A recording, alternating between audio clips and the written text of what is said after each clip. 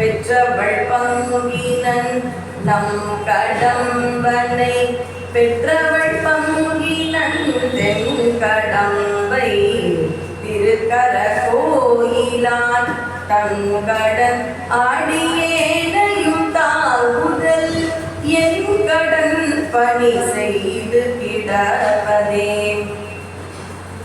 கருணைமிகு கற்பகாம்பாள் உடனாயர் கபாலீஸ்வரரை வணங்கி நம்முடைய வரப்பிரசாதியாக இங்கு பாரதியை வீற்றிருக்கும் கந்த சுவாமியை வணங்கி அடியின் குருநாதர் பருத்தியூர் திரு சந்தானராமன் அவர்களின் பாதம் தொழுது இந்த பொன்னான வாய்ப்பை தொடர்ந்து பல ஆண்டுகளாக அடியனுக்கு நல்கி வரும் சைவ சமய பக்தர் ஜனசபையின் தலைவர், செயலாளர், பொருளாளர், நிர்வாகிகள் என அனைவருக்கும் அடியனின் நன்றி கலந்த வணக்கத்தை தெரிவித்துக் கொண்டு இங்கு கூடியிருக்கும் சிவசக்தி சொந்தங்கள் உங்கள் ஒவ்வொருவரையும் வணங்கி இன்னைக்கு நடராஜ தத்துவம் அப்படின்ற ஒரு சில சமயம் பார்த்தீங்கன்னா எங்கள் அலுவலகத்துலலாம் பேசும்போது ஆங்கிலத்தில் அந்த பவர் பாயிண்ட் ப்ரெசன்டேஷன் ஒன்று சொற்பொழிவிலையும் எனக்கு ஒரு வரும் காலத்தில் அந்த மாதிரி பண்ணணும்னு ஒரு ஆசைலாம் இருக்கும். அதுக்கு முதல்ல பார்த்தீங்கன்னா அதோ இங்கே தான் பவர் பாயிண்ட் ப்ரெசன்டேஷன்லாம் பண்ண போகிறேன். ஏன்னா எனக்கு பின்னாடி பார்த்தீங்கன்னா நடராஜர், இன்னைக்கு பேச போகிறது நடராஜரை பற்றி. அதனால் இங்கே பவர் பாயிண்டில் சுவாமி வந்துட்டார், பேச போகிறது நடராஜர். ஏன் நடராஜர் பெருமாள்? ஆனி மாதம் திருமஞ்சனம் நடக்க போகுது. வர சனிக்கிழமை இரவு அப்படின்னு சொல்லலாம், இல்லை ஞாயிற்றுக்கிழமை அதிகாலை வேளையில் சுவாமி தன்னுடைய ஸ்தானத்திலிருந்து கிளம்பி தேருக்கு வரப்போறார். அதனால பேச பேச பேச பேச நான் கேமரா பார்த்து பேச போறேன். நீங்க எல்லாரும் நான் பேச போற தத்துவம் இதோ இங்கேயே இருக்கு, என்ன பார்க்க வேண்டாம், அந்த தத்துவம் இங்கதான் இருக்கு, அதுதான் நடராஜ தத்துவம். அப்படியே பார்த்து பார்த்து பார்த்து பார்த்து நீங்க உள் வாங்க போறீங்க. நடராஜ தத்துவம் யார் யார் வாழ்க்கையில எந்தெந்த மாதிரி சில விஷயங்கள் தெரியும். ஆனா ஆனி மாசம் அவருடைய அற்புதமான உற்சவம் நடைபெறும் காலத்தில் அவரை பற்றி சிந்திக்காமல் யாரை பற்றி சிந்திக்க முடியும்? சரி, எங்க இருந்து ஆரம்பிக்கும்? முதல்ல நிறைய விஷயம் நான் யோசிச்சுட்டு வந்தாலும் முதல்ல வள்ளல் சுவாமிகள் இருக்கார். ஏன்னா நம்முடைய வள்ளல் சுவாமிகள், நம்ம ராமலிங்க வள்ளலார் பார்த்தீங்கன்னா கந்தசாமி முருகன் கிட்ட போய் தான் தெய்வமணி மாலை பாடி அவருடைய வாழ்க்கையே இங்கதான், அதுவும் சொற்பொழிவு ஆன்மீகம்ன்றது ரொம்ப தெளிவா இங்க வருது. இவர்கிட்ட இருந்து ஆரம்பிக்கலாம் அப்படின்னு பார்த்தீங்கன்னா நடராஜ தத்துவத்தை முதல்ல ரொம்ப அழகா ரொம்ப சின்ன வயசுல உணர்ந்தது யாருன்னா ராமலிங்க வள்ளலார். நமக்கு தெரியும், சம்பந்த பெருமான் திருமுலைப்பாலை அருந்தி 3 வயசுல பதிகம் பாட துவங்கினார், அதுவும் எல்லாருக்கும் தெரியும். தோடுடைய செவியன் விடையேறிவோ வெண்மதி சூடி காடுடைய சுடலை பொடி பூசியன் உள்ளம் கவர்கள்வன். இது 3 வயசு. அவர் அருளால அவர் சொன்ன பதிகத்தை பாடி திருவெண்காடு போய் முப்புள நீர்ல குளிச்சு குழந்தையே இந்த பிறவில கிடையாதுன்னு சொன்ன ஒரு அம்மா அப்பா இல்ல சம்பந்தர் இந்த பாட்டை ஸ்வேதாரண்யர் முன்னாடி 3 குளத்துல நீராடிட்டு பாடினா, இந்த பதிகம் பாடினா குழந்தை பிறக்கும்னு ஞான சம்பந்தர் சொல்லியிருக்கார், அதனால பிறக்கும் அப்படி சொல்லி அந்த நம்பிக்கை பேர்ல விதிய பக்தியால் பக்தி தமிழால் வென்று பிறந்த குழந்தை யாருன்னா மெய்கண்டர், சந்தான குறவர்கள்ல ஒரு. அவருக்கு எப்ப ஞானம் வருது? 2 வயசு. அதுக்கும் சின்ன குழந்தைங்க போறோம். ராமலிங்க வள்ளலார் அவங்க அம்மா அப்பாவோட சிதம்பரம் நடராஜர் கோயிலுக்கு போறாங்க. ஒரு விஷயம் பெருமைங்க, அன்னிலேருந்து இன்னி வரை ஸ்பெஷல் தரிசனம்னு காசெல்லாம் வாங்காம ஒரு கோயில் சுவாமியை பார்க்க முடியுமா அப்படின்னா அதுனா சிதம்பரம். இன்னைக்கும் எதுவுமே கிடையாது, கட்டுல காசு போடுற பழக்கம் கிடையாது, நாம விரும்பி கொடுத்தாதான். இதெல்லாம் பெரிய விஷயம். 2 மாச குழந்தையா இருக்கும் பொழுது பிறந்த குழந்தைய அவங்க அப்பாவும் அம்மாவும் இப்படி தூக்கிட்டு போறாங்களா ராமலிங்க வள்ளலார. நடராஜரை பார்த்து சிரிக்கிறார் 2 வயசு. என்ன சொன்னார் தெரியாது, அவருக்கு தான் தெரியும். அப்படி 2 மாத குழந்தையாக ராமலிங்க வள்ளலார் இருக்கும் பொழுது நடராஜருடைய பரிபூர்ண அருளை பெற்றார். சனிக்கிழமை சாயந்தரமா அடியன் ஒரு கோயிலுக்கு போய் சாமி பார்க்கணும். எங்கன்னு சொல்லுங்க. அதுதான் நமக்கு இப்ப நான் ஏதாவது ஒரு கோயில் போறேன்னு வைங்களேன், கந்தசாமி கோயில், மயிலாப்பூர் கபாலீஸ்வரர் கோயில், மதுரை மீனாட்சி அம்மன் கோயில், காஞ்சி ஏகாம்பரேஸ்வரர் கோயில், காமாட்சி கோயில்னு சொல்லணும். ஐயா கிட்ட சொன்னேன், கோயில் போறாங்க சனிக்கிழமை, கோயில்னு போனாலே சிதம்பரம். வெறும் கோயில்னா சைவர்களுக்கு சிதம்பரம் தான். பூங்கோயில்னா இல்ல, பூங்கோயில்னா திருவாரூர் கோயிலுக்கு பூங்கோயில்னு ஒரு பேர், அது பூங்கோயில். வைணவத்துல கோயில் போறேங்க அப்படின்னு சொன்னா ஸ்ரீரங்கம் போறேன்னு. சரி, வைணவர்கள் கிட்ட போய் நான் பெருமாள் கோயில் போறேன்னு சொல்லி, ஏன் எங்க ஊருக்குள்ள இருக்கிறதுல இங்க சென்னகேசவ பெருமாள் இல்லையா? பாரிஸ்ல இல்லாத பெருமாள் கோயிலா? மயிலாப்பூர்ல இல்லாத கேசவ பெருமாள், மாதவ பெருமாள், பார்த்தசாரதி இல்லாத கோயிலா? கிடையாது. அப்ப பெருமாள் கோயில் போறேன்னு நான் ஸ்பெசிபிக்கா சொன்னா வரதராஜர் கோயில் அப்படின்றது அர்த்தம். இன்னைக்கு நம்ம புரியறதுக்காக பெருமாள் கோயில், சிவன் கோயில். ஆனா ஒரு காலத்துல கோயில் போறேன் வைணவர்கள் சொன்னா ஸ்ரீரங்கம், பெருமாள் கோயில் போறேன்னு சொன்னா காஞ்சி வரதராஜர் கோயில், மலைக்கோயில் போறேன்னு சொன்னா திருப்பதி ஏழுமலையான். சைவர்கள் நான் கோயில் போறேன்னு சொன்னா சிதம்பரம் எந்த கோயில்னு கேட்க மாட்டேன். ஏன்னா நான் வேற ஏதாவது கோயில் போறேன்னா வீரட்டேஸ்வரர் கோயில், திருக்கடவுர் அபிராமி கோயில், அது மாதிரி சொல்லுவேன். வெறும் கோயில்னு நான் சொன்னா அது நடராஜர் கோயில், பூங்கோயில்னு சொன்னா அது திருவாரூர் கோயில். அவ்வளவுதான். கோயில்னா சிதம்பரம். நிஜமாவே அடியேன் சனிக்கிழமை சாயந்தரம் ஒரு 4 மணிக்கு ட்ரெயின் ஏறி எக்மோர்ல சிதம்பரம் போகிறோம். எதுக்கு? மிட் நைட், அதாவது ஏர்லி மார்னிங்னு வச்சுக்கலாம். ஞாயிற்றுக்கிழமை அதிகாலை வேளையில் சுவாமி அவருடைய அந்த யதாஸ்தானத்திலிருந்து கிளம்பி தேருக்கு எழுந்தருள்வார். அதை காண, அதாவது பல அடியார்கள் பாடியிருக்கிறார்கள் இல்லையா? 1000 கண் கூட நடராஜரை பார்க்கறதுக்கு போதவே போதாது. ஆடி கொண்டாரந்த வேடிக்கை காண கண் 1000 வேண்டாமா, அந்த அளவு 1000 கண் தேவை.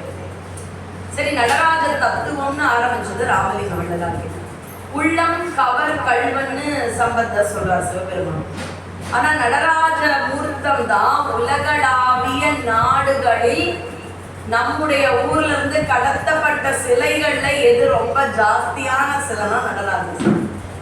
பார்த்தவரை கவரும் வண்ணம் இருக்கக்கூடிய சிலை நடராஜர் அப்படின்ற சிலைனாலே வெளிநாட்டவர்கள் திருடுபவர்கள் கூட அவங்களுக்கு இது இந்தியாவிலிருந்து வரக்கூடிய விலை உயர்ந்த அற்புதமான தெய்வ திருமேனின்னு புரியக்கூடிய முதன்மையான சிலை எதுனா நடராஜர். சர்ன் யூனிவர்சிட்டி அப்படின்னு சொல்லக்கூடிய பிசிக்ஸ் யூனிவர்சிட்டி, இயற்பியல் பல்கலைக்கழகத்துல அங்க நடராஜ பெருமான வச்சிருக்காங்க. ஏன் அங்க இருக்கிற டீன் யாராவது சைவ பெருமக்களா இல்ல தேவாரம் கருத்துட்டாருன்னா கிடையாது. அவங்களுடைய ஆராய்ச்சி பிரகாரம் பிசிக்ஸ்ல இருக்கிற அட்டாமிக் மூமெண்ட்னு சொல்லக்கூடிய அந்த மூமெண்ட்டும் நடராஜருடைய விடாம இருக்கக்கூடிய மூமெண்ட்டும் ஒன்னா இருக்கு. பிரபஞ்சத்துல இருக்கிற காஸ்மிக் டான்ஸ் அப்படின்றது நடராஜருடைய மூமெண்ட். சரி, அடுத்தது ஒரு சுவாரஸ்யமான அவருடைய கடத்தப்பட்ட ஒரு அற்புதமான ரொம்ப பிடிக்கிற மாதிரியான ஒரு சரித்திரம் சொல்லிட்டு நடராஜர் தத்துவம் போகும். திருநள்ளாறு அந்த ஆலயத்தில் இருக்கக்கூடிய நடராஜர் திருமேனிய வெளிநாட்டவர் திருடி, இது ரொம்ப பொற்சிலையா இருக்கணும், நல்லா கொள்ளையா பணம் கிடைக்கும் அப்படின்னு அந்த மூர்த்தத்தை எடுத்துக்கொண்டு பெரிய கப்பல்ல கடத்திட்டு, திருநள்ளாறுனா உங்களுக்கு தெரியுது இல்லையா, காரைக்கால் டிஸ்ட்ரிக்ட சுத்தி வரும், அது பீச் பக்கம். அங்க கப்பல் வழியா வரும் பொழுது திருநள்ளாற்று நடராஜர் திருமேனியை திருடி கொண்டு அப்படியே கடல் வழி பயணமாக தூத்துக்குடி போறாங்க. அங்க இருக்கக்கூடிய திருச்செந்தூர் போறாங்க. திருச்செந்தூர் சண்முகர் சிலை இன்னைக்கும் பாருங்க. திருச்செந்தூர் அப்படின்னு சொன்னா ஒரு விஷயம், நீங்க அதை கேட்கும் பொழுது கஷ்டமா இருக்கும். நம்ம பார்க்கக்கூடிய மூலஸ்தானத்து வடிவம் கூட காலத்தால பிற்பட்டது. கொஞ்சம் ஏற்றுக்கிறது கஷ்டம்தான்.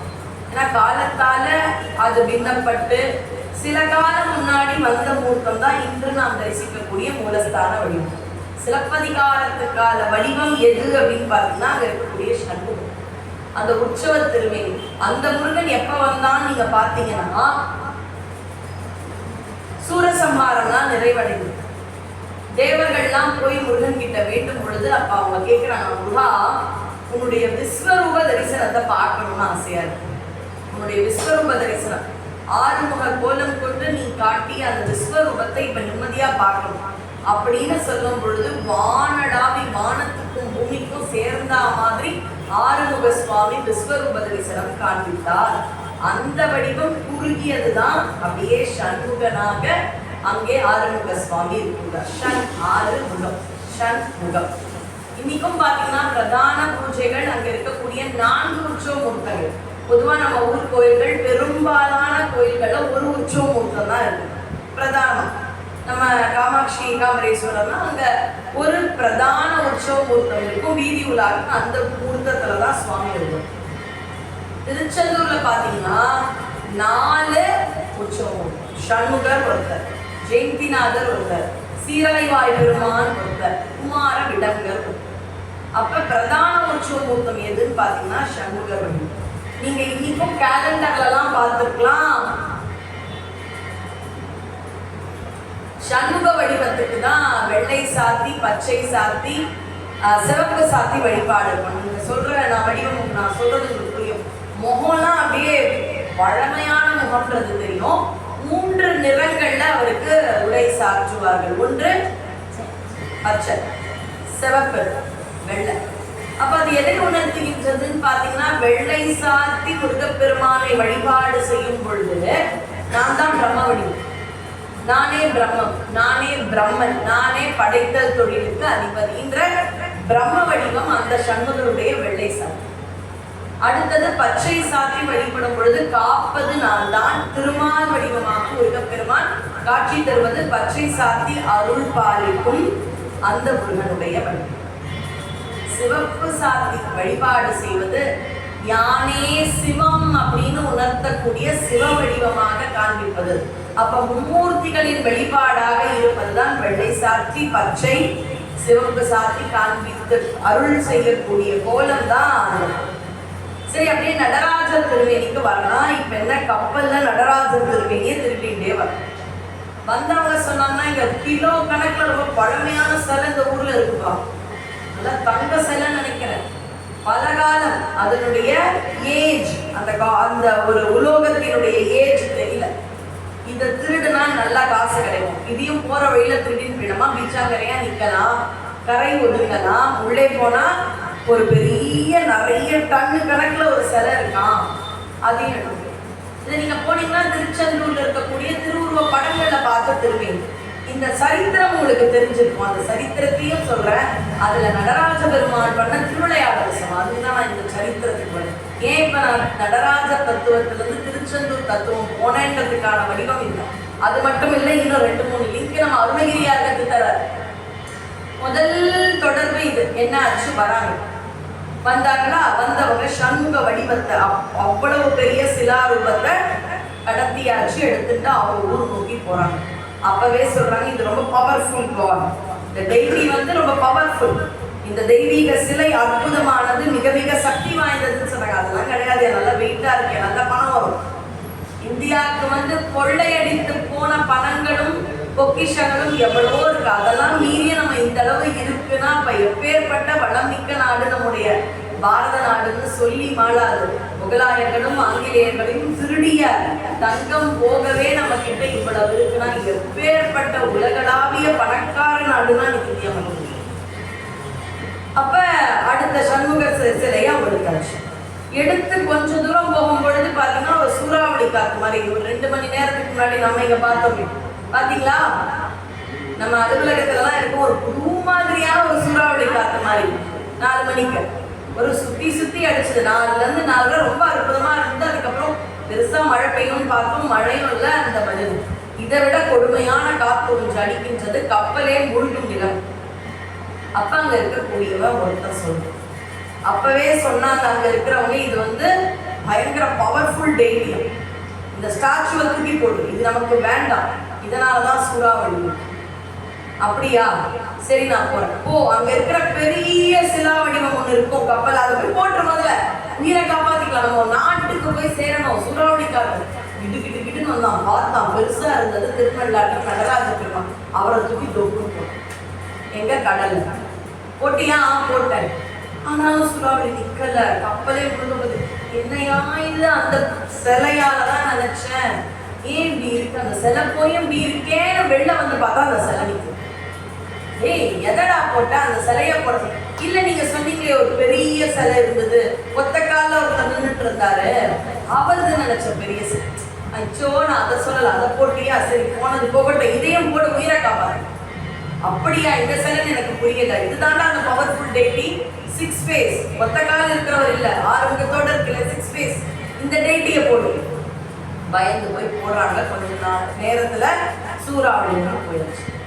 இப்ப இந்த திருவுருவ சிலை இல்லாமல் இங்கே வடமலை அப்பர் பிள்ளைன்னு ஒரு கோயில் நிர்வார். அவர் சாப்பிடல, தூங்கல.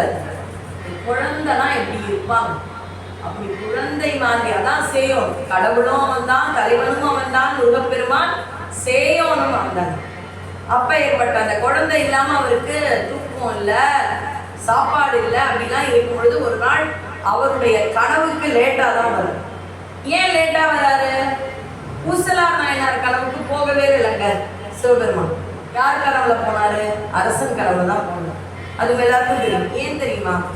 நம்ம நினைக்கிறோம் அரசன் கிட்ட சொன்னா பூசலாருடைய மகிமை உலகத்துக்கு தெரியும். ஏன்னா பூசலாரை போய் தன் மனத்தால் கட்டும் திருநின்ற ஒரு கோயிலை யாருக்கிட்டையும் சொல்ல மாட்டேன்.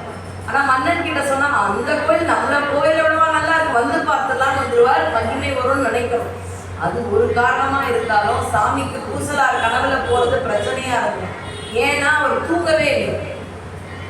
அரசனுக்கு 10 ஆளுங்க இருப்பாங்க கோயில் கட்ட, எல்லா கட்டுமான வேலையும் பார்ப்பார் அரசன். பார்த்துட்டு என்ன பண்ணுவார் அரசன்? வீட்டுக்கு வந்து அரண்மனைக்கு வந்து தூங்கிடுவார். அப்ப ஈஸியா போயிடலாம் கடவுளுக்கு. ஆனா பூசலார் அவரே கட்டுறார், மனசார கட்டுறார். உண்மையாவே ஒத்தையாள் ஒரு கோயில் கட்டணும்னா எவ்வளவு வருஷம் ஆகுமோ அவ்வளவு வருஷம் கட்டுறாரு பூசலார். நீங்களும் நானும் இருப்பாருன்னு நீங்க அப்படியே ஒரு காலியா 2 கிரவுண்ட் லேண்ட் கிடுகிடுன்னு என்னோட மனசுல நான் அப்படியே இந்த ஏஐ கிரியேஷன் மாதிரி செங்கல் எடுக்கிறேன், நடுவில் சிமெண்ட் போனா செங்கல் எடுக்கிறேன். அது மாதிரி கட்டின கோயில் இல்ல பூசலாறு. உண்மையா ஒரே ஆள் ஒரு கோயிலை கட்டணும்னா ஒரு செங்கலை வந்து வச்சு எவ்வளவு நேரம் ஆகும்? அது மாதிரி மனத்தால் கட்டிய கோயில். அப்ப சிவபெருமானதுக்கு எவ்வளவு முக்கியத்துவம் கொடுத்துருக்க. என்னோட பிரச்சனை இருந்ததுதான் சிவபெருமானுக்கு. பூசலார கனவுக்கு போவே முடியல, ஏன்னா தூங்கவே மாட்டேங்கிறோம். ஒருத்தர் தூங்கினா தானே நான் கனவுக்கே போக முடியும். அப்படி தூங்காமல், உண்ணாமல், உறங்காமல் ஒரு நாளை குறிச்சுட்டு அன்னைக்குள்ள திருப்பணி முடிக்கணும்னு அவர் மனசுல கட்டின கோயிலுக்கு அவ்வளோ இருந்தார். அது மாதிரி வடமலையப்பன் பிள்ளை எப்பவோ தூங்கியிருக்காரு. 1 நாள் கழிச்சுன்னா ஒழுங்கான தூக்கம்னா முருகனால கனவுலப்பா இப்பதான் நீ தூங்கின, இப்பதான் கனவுக்கு வந்து கவலைப்படாது. நான் இப்ப உன்னுடைய ஆட்களோட கடலுக்கு போ. எங்க எலுமிச்சம்பழம் மிதந்து வருதோ அதுக்கு கீழே தான் நான் இருக்கேன், நீ வந்து எடுத்து கவலைப்பட. ஆட்களோட போற எலுமிச்சம்பழம் வருது, கருடன் வரார். அந்த இடத்துல எல்லாரும் முடிச்சு பார்த்தோம், இல்லைன்னு. ஒரு சமயத்துக்கு அப்புறம் வடமலை பிள்ளை சொல்லுவோம், அவர் குழந்தையா இருந்தா நல்லா அங்க தேடு, நீ குதிரா, இங்க தேடு, அங்க சொல்வாரா? அவர் முதல்ல குதிச்சுருவாங்க. குழந்தைன்ற முருகனை மேல நின்று ஆட்களையா வேலை வாங்குறேன் அப்படின்னு அவர் குதிக்கிறார். அவர் குதிச்ச கொஞ்ச நேரத்துல ஒரு சிலை கிடைக்குதுங்க. இது மேல இருந்து குதிச்சவங்களுடைய நிலவு. இப்ப கடலுக்கு அடியில போனோம். முருகப்பெருமான் தவழ்ந்துட்டு போறார். வடமலையப்பன் பிள்ளை அவருடைய கையில கிடைக்கணும் போறார். அப்ப நடராஜன் சொன்னார், நில்லு அப்பா, நில்லுடா. ஏன்பா? நீ காணாம போனது ஊருக்கே தெரியும், திருச்செந்தூர் பக்தர்கள் எல்லாருக்கும் தெரியும். உன்னை தேடி வந்திருக்காங்க. நீ முதல்ல கிடைச்சனா நான் உள்ள இருக்கிறது யாருக்குமே தெரியாது. அதனால முதல்ல நான் கிடைச்சிடுறேன். நான் கிடைச்சாலும் அவங்க போக மாட்டாங்க, ஏன்னா உனக்காக அவங்க இன்னும் தேடுவாங்க. ஏன்னா அவங்க தேடி வந்தது யாரை? திருச்செந்தூர் சண்முக வடிவம். நீ முதல்ல போயிட்டா உள்ள நான் இருக்கிறதே தெரியாதுடா. அவங்க திருட்ட விஷயம் யாருக்குமே தெரியாது, என்ன திருடினது. கொஞ்சம் இரு, முதல்ல நான் கையில் அகப்படுறேன். நான் முதல்ல மேல போறேன், அப்புறமா கைக்கு வாடா, உன்னை தேடுறதுக்கு அவங்க காத்திருப்பாங்க. அப்படியாப்பா போனான். தேடும் பொழுது முதல்ல அவர்களுடைய கரங்களில் கிடைத்தது நடராஜர் திருமணி. இது என்ன, முருகனை தேடினா நடராஜரா கிடைக்கும், முருகனை தேடினா நடராஜரா. இந்த வரியை ஞாபகம் வச்சுக்கோங்க, அதுக்குதான் நான் சொல்றேன். முருகனை தேடினால் நடராஜர் கிடைக்கிறார். இதே வரி ஞாபகம் வச்சுக்கோங்க. என்னப்பா நடராஜர் ஒண்ணு வாங்கினா ஒண்ணு இலவசம் மாதிரி இவர் கிடைச்சாரேன்னு எடுத்துட்டு வந்து அந்த கப்பல்ல சேர்க்கிறாங்க. ஆஹா, முருகனை தேடினா நடராஜர். அப்ப இவ்வளோ சிலைகளை கடத்திட்டு போறாங்களா? நடராஜர் நம்மளை தேடி வந்திருக்காரு. இப்ப போவாங்களா? மாட்டாங்க. நடராஜர் கிடைச்சிருக்காரு, ஒரு திருமேனி கிடைச்சிருக்க. பக்கத்துலதான் எங்கேயாவது நம்முடைய சண்முகனுடைய திருமேனி இருக்கும், கனவுல வந்தது அப்ப தேடலாம் அப்படின்னு தேடி கிடைத்தவர் சண்முகர். இதுல சண்முகருக்கு முன்னாடி தன்னை அடையாளம் காண்பித்து வெளியே வந்தவர் நடராஜர். முருகனை தேடினா நடராஜர் கிடைக்கிறார். இந்த விதம் ஞாபகம் வச்சுக்க சார். அருணகிரி அர்த்தம். இது முதல் நடராஜ பெருமானுடைய திருச்செந்தூர். நடனம் பரதக்கலை அப்படின்னா உலகத்துக்கே யாருங்க பரதக்கலை? நடராஜன். நீங்க நான் சொல்ல என்ன கூட பார்க்காதீங்கம்மா, பவர் பாயிண்ட் பிரசன்டேஷனோட தான் நடத்துறேன். பின்னாடி அவரை பார்த்துக்கோங்க. நீங்க தத்துவம் அப்படியே நீங்க அவரை பார்க்கலாம், சொல்றது என்ன. அப்ப நடனக்கலை அப்படின்னு உலகத்துக்கேனா யாரு நமக்கு தெரியும்? நடராஜா தான். 2000 வருஷத்துக்கு முன்னாடி பாடினதுதான் திருமுருகாற்றுப்படை. அப்பவே அவன் பழமையான தெய்வம்னா அந்த காலத்துக்கு முற்பட்டு பாடிய புக்ஸ் நமக்கு கிடைக்கல. அதான் ஒண்ணு. நக்கீரர் தான் முதல்ல பாடியிருப்பாரு, முருகன். நமக்கு கிடைச்சது நக்கீரர் தான். அப்ப அவருடைய காலத்திலேயே பழமையான தெய்வம் என்றால் இப்ப முருகனை போற்றி எவ்வளவு பேர் துதித்து போற்றி இருப்பார்கள். அது நமக்கு கிடைக்கல, நம்ம தவக்குறை. ஆனா முருகனை முதல்ல ஆட வச்சு ரசிச்சது யாருன்னா அருணகிரி. நடராஜருக்கு மட்டுமே நடனம் அப்படின்னு நடச்ச நமக்கு திருச்செந்தூர்ல அருணகிரியார் போகும் பொழுது நடராஜர் மாதிரி அப்பா மாதிரி நானும் ஆடுவேன் பாருன்னு சொல்லிட்டு நடன கோலத்தில் அருணகிரிநாதரை வரவேற்றது. இது அடுத்தது, நீங்க உங்க வீட்டுல யாராவது உங்க மகனோ மகளோ அல்லது தெரிஞ்ச குழந்தைங்க யாராவது அவங்களுக்கு ஏதாவது நல்ல வேலை வேணும் அப்படின்னு நீங்க நினைச்சீங்கன்னா, பதவி உயர்வு வேணும், நல்ல வேலை கிடைக்கல, சம்பளம் கிடைக்கல அப்படின்ற ஒரு வருத்தம் இருந்து யாருக்காவது தேடுறீங்க அப்படின்ற பட்சத்துல நீங்க செய்ய வேண்டிய ஒரு அற்புதமான விஷயம் என்னன்னா, சிதம்பரத்து திருப்புகழ் பாடுங்க. பதவி தரும் ஞான பெருமாள் கான் அப்படின்ற ஒரு அற்புதமான திருப்புகழ். ஏன்னா நம்முடைய அருணகிரிநாதர் நிறைய திருப்புகழ் சிதம்பரத்துல பாருங்க. சிதம்பரம் கோயில்னாலே நமக்கு ஞாபகம் வருது நடராஜர். ஆனா அவர் போவாராம், ஒரு வாயிலையும் இருக்கக்கூடிய முருகப்பெருமானுக்கு ஒரு திருப்புகழ் பாடி. சரி, ஒரு வாசல்ல இருக்கிற முருகப்பெருமானுக்கு திருப்புகழ் பாடினார். சரி, அடுத்தது என்ன பண்ணாரு? நடராஜரே முருகன்னு பாடிருக்கார். பதவி தரும் ஞான பெருமாள் கான் அப்படின்னு சொல்லிட்டு நடராஜரே முருகன்னு, முருகனே நடராஜர்னு அவருக்கு நடராஜரை பார்க்கும் பொழுது சைவ சித்தாந்தத்தின் மிக உயரிய முருக வடிவமா தெரிகிறாரு நடராஜர். நமக்கு நடராஜரா தெரிகிறவர் அருணகிரிநாதருக்கு என்னவா தெரிகிறாரு? முருகனா தெரிகிறார். அப்ப அவர் அங்க இருக்கக்கூடிய நடராஜருக்கு முருக பாடல் பாடி பதவி தரும் ஞான பெருமாள் காணுன்ற ஒரு அற்புதமான திருப்புகழை பாடி இருக்கின்றார். இது சிதம்பரத்து திருப்புகழ். சரிங்களா? இது அடுத்த தொடர். இப்ப நடராஜர் தத்துவத்துக்கு வரும். சில விஷயத்தை கிடுகிடுன்னு அவரை பத்தி ரசிக்கிறது தான் வேலை. நிறைவா நம்ம நாவுக்கரசருடைய பதிகம் பாடி நிறைவு செய்யலாம். நாவுக்கரசர் இன்னொரு பதிகம் பாடுறார். அதுல சொல்றார், எம்பெருமான் தன் திருக்குறிப்பேர் பாடுறார். நடராஜருடைய திருமுகத்தை பார்த்துட்டே இருக்கும் பொழுது ஒரு மந்தஹாச புன்னகை இருக்கும். தாத்தை என்றாடுவார் அவர் தத்தித்தை என்றாடுவார், தாத்தை என்றாடுவார் அவர் தீங்கிடத்தை என்றாடுவார். அவர் முகத்துல பாத்தீங்கன்னா அழகான சிரிப்பு இருந்தே. அந்த சிரிப்பை பார்க்கும் பொழுது உங்களுக்கு தேவையான ஒரு தனி மெசேஜ். எம்பெருமான் தன் திருக்குறிப்பேன்னு ஒரு வார்த்தை, ஒரு வரிகள் நம்முடைய நாவுக்கரசர் சொல்றார். அவர் வந்துட்ட உடனே எப்ப வந்த அப்படின்ற மாதிரி அவரை பார்த்து கேட்கறதா அவர் உணர்றார். அப்ப எப்ப வந்த அப்படின்னா, இப்ப ஒரு உதாரணம், ஒரு பெரிய ரிசப்ஷனுக்கு போறோம். ரிசப்ஷன் ரொம்ப பெரிய ஆளுன்னு வச்சுக்கோங்களேன். அவருடைய மகனுக்கு ரிசப்ஷன், நம்ம குடும்பத்தோட போயிட்டோம். ரொம்ப பெரிய லைன் நிற்குது. அப்படி லைன்ல நிற்கும் பொழுது கடைசி ஆளா நம்ம நிற்கிறோம். இப்படி வளைஞ்சு நெடிஞ்சு அந்த லைன் நிற்கும். அந்த லைன்ல நிற்கும் பொழுது நம்ம பார்க்கிறோம் பின்னாடி இருக்கிற ஒருத்தங்களா நம்ம நிற்கிறோம். அப்படி பார்க்கும் பொழுது நம்மள யார் ஒருத்தர் வாங்கன்னு பத்திரிக்கை வச்சு கொடுத்தாரோ அவர் மிகப்பெரிய ஆள். அவர் அந்த மாப்பிள்ளை பையனோட கூட நிற்கிறாருன்னு வச்சுக்கோங்க. போட்டோ எடுத்துட்டு இருக்காரு யாரு. அத்தனை கூட்டத்துல உங்களையோ என்னையோ பார்த்துட்டு அப்படின்ட்டு ரொம்ப பெருமையா இருக்கும். அதாவது அத்தனை கூட்டத்துல இருக்குது எப்போ வந்தீங்க வாங்கன்ற ஒரு அழகான முகபாவம் வந்து எனக்கான அவர் எவ்வளோ பெரிய ஆள், அவர் எனக்காக கொடுக்கக்கூடிய ஒரு சின்ன முக்கியத்துவத்தை எனக்கு உணர்த்தும். அவ்வளவு கூட்டம் இருக்கக்கூடிய சிதம்பரத்துக்கு நாவுக்கரசர் போகும்பொழுது சுவாமி இப்படி பார்த்து கூப்பிடுறாரு.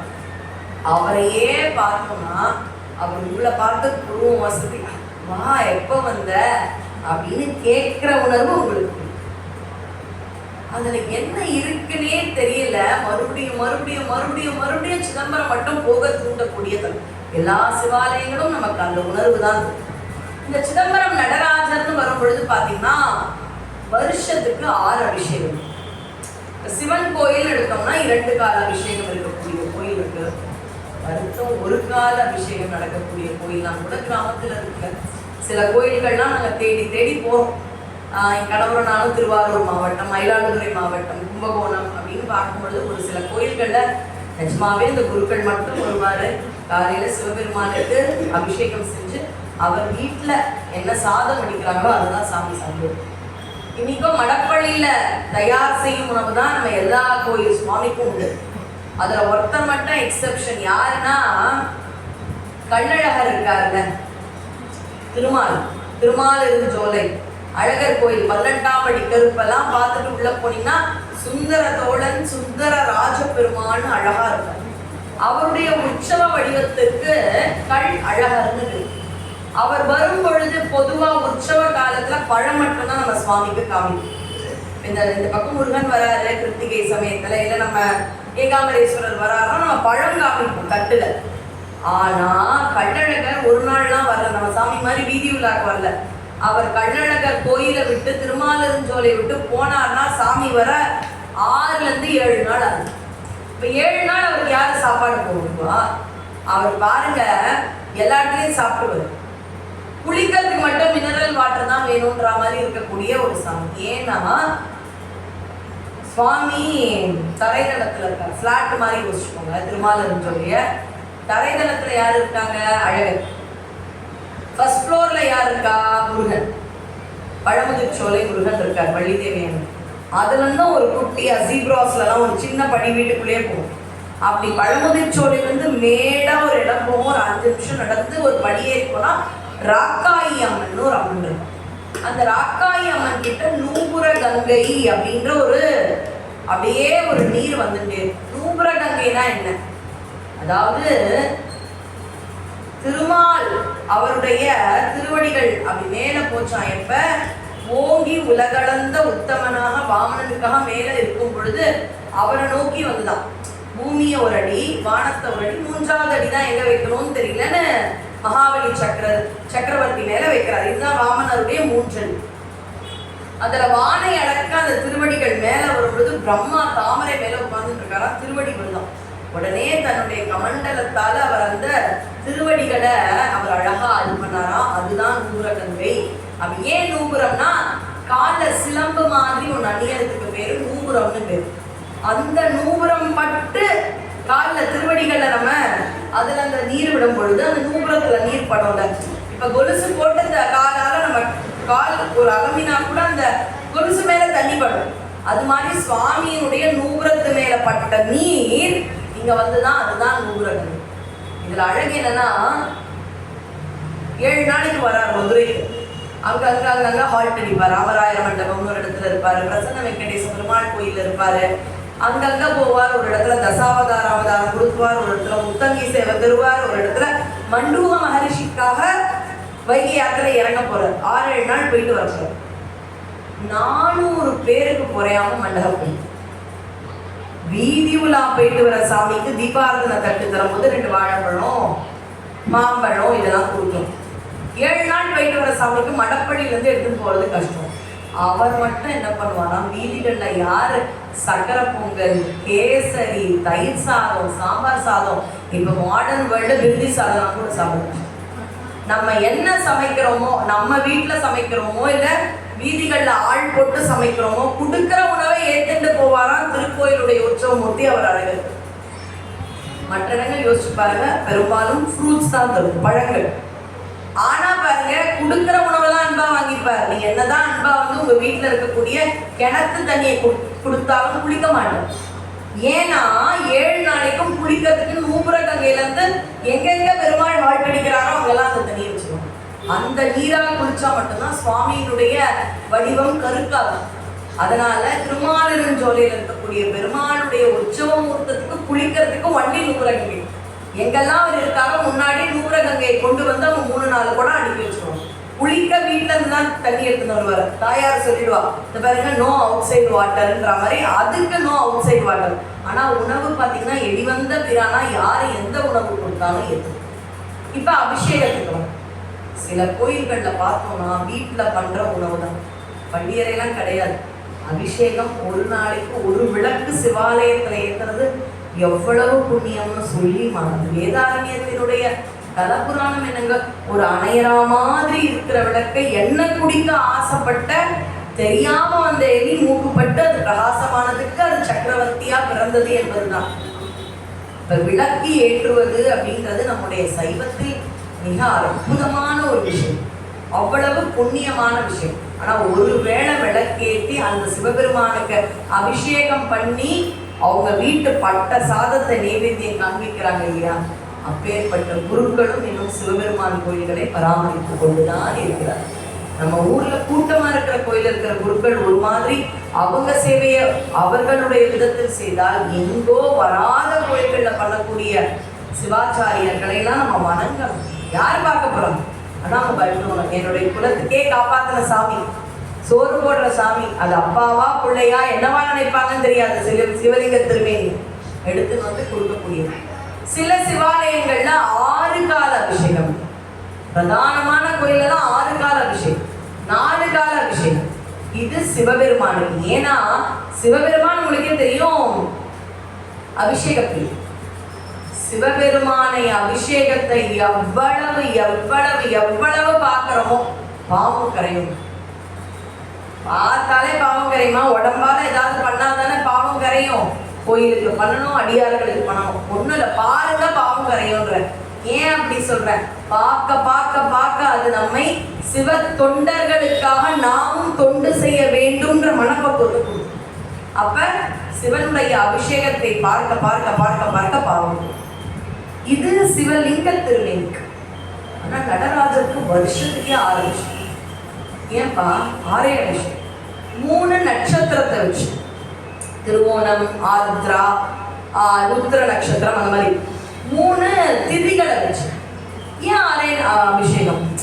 பிரதானமான கோயில்ல ஒரு நாளே 6 காலம், உஷஸ் காலம், காலசந்தி, உச்சி காலம் இப்படி இருக்கு. ஆனால் நடராஜ பெருமான் எல்லா கோயிலும் இருக்கிற பெருமான், அவருக்கு ஏன் வருஷத்துக்கே 6? அவருக்கும் டெய்லியும் தான் 6 அபிஷேகம் இல்லையே. இப்பதானே வருஷத்துக்குன்றீங்க, இப்ப டெய்லின்றீங்க. வருஷமா டெய்லி. நமக்கு வருஷம், தேவர்களுக்கு டெய்லி. தேவர்களுடைய ஒரு நாள் நம்முடைய ஒரு வருஷம். அப்ப நமக்கான சிவபெருமான் யாருன்னா லிங்க திருமேனியம், தேவர்களுக்கான சிவபெருமான் நடராஜர் தான் அவங்க சொல்றாங்க. அப்ப அவங்களுக்கான ஒரு நாள் என்ன? நம்முடைய ஒரு வருஷம். இப்ப நம்முடைய ஒரு வருஷத்தினுடைய கணக்கு அவங்களுக்கு ஒரு நாள் இருக்கும் பொழுது அவங்க பண்ற 6 அபிஷேகம் நமக்கு வருஷத்துக்கு 6 அபிஷேகமா அது. ஆனால் தேவர்களை பொறுத்த வரைக்கும் ஒரு நாள் செய்யக்கூடிய 6 கால சிவபெருமானுடைய அபிஷேகம். இந்த 6 அபிஷேகம் எல்லா ஆலயங்களில் இருக்கும் நடராஜ பெருமானுக்கு நடக்கும். சித்திரையில் ஒன்று நடக்கும், புரட்டாசியில் ஒன்று நடக்கும், மார்கழியில நடக்கும், ஆணியில நடக்கும். இந்த மாதிரி 6 அபிஷேகங்கள் உண்டு. 6ல் 2 அபிஷேகம் மிக பிரசித்தி. 1 ஆருத்ரா. ஆருத்ரா நம்ம சொல்லுவோம், அது வடமொழியிலேருந்து வந்த பேரு.